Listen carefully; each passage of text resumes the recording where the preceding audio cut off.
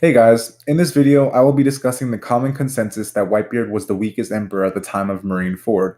I personally believe there is a good chance that Whitebeard was in fact the strongest character in the story, even in his old age. I'd like to make something clear. I'll be going over this through a narrative perspective, not a feat perspective.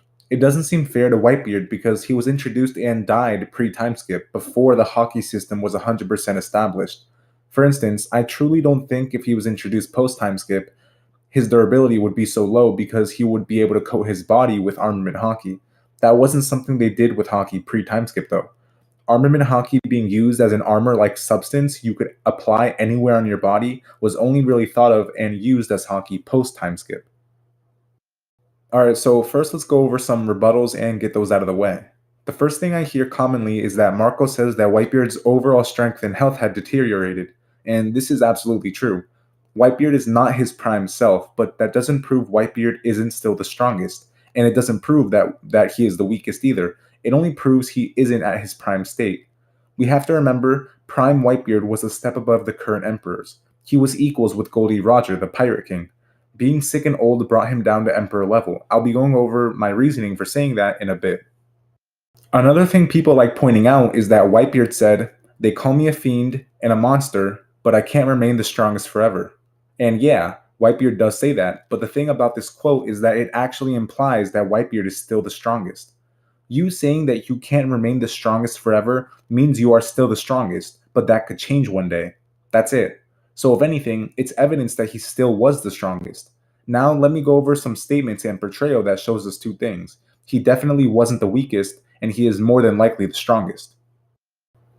Okay, so here let me point out some portrayal that definitely doesn't point to him being the weakest.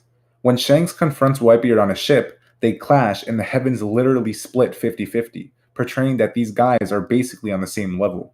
Okay, and I know for a fact a lot of people say Shanks is the strongest emperor.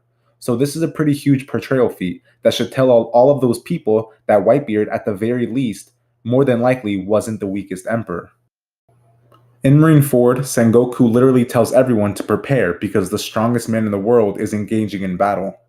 Like he's saying that in present tense.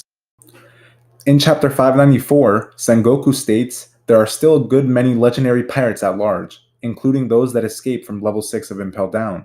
Newgate was at the top of the group." This was after Marineford, meaning Sengoku was basing it off of what he had just witnessed and experienced for himself, which means Whitebeard was still, even in his old sick age, the strongest emperor in the world. Big Mom says if that idiot Lola hadn't run away, I would have crushed Kaido, Red-Haired, and even Whitebeard, implying that even Big Mom admits he was a bit above the others. Now, a lot of people like to say, but Big Mom was talking about Whitebeard in his prime. But we know this is not the case, because in Punk Hazard, when talking about the emperors, Law says this: "These are the emperors of the sea, massively powerful figures who engaged in constant territorial clashes with the Great Whitebeard."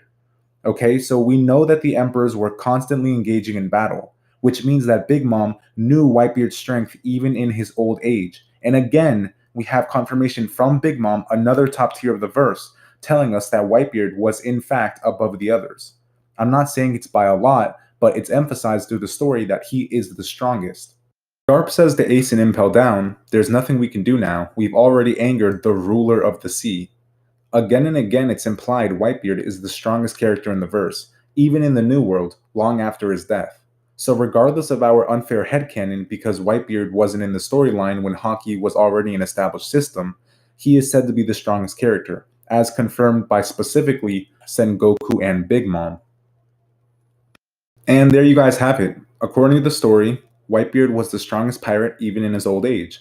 This one is definitely controversial, but all the more reason to give me your opinions. So please like the video, comment, and subscribe for more content. Thank you.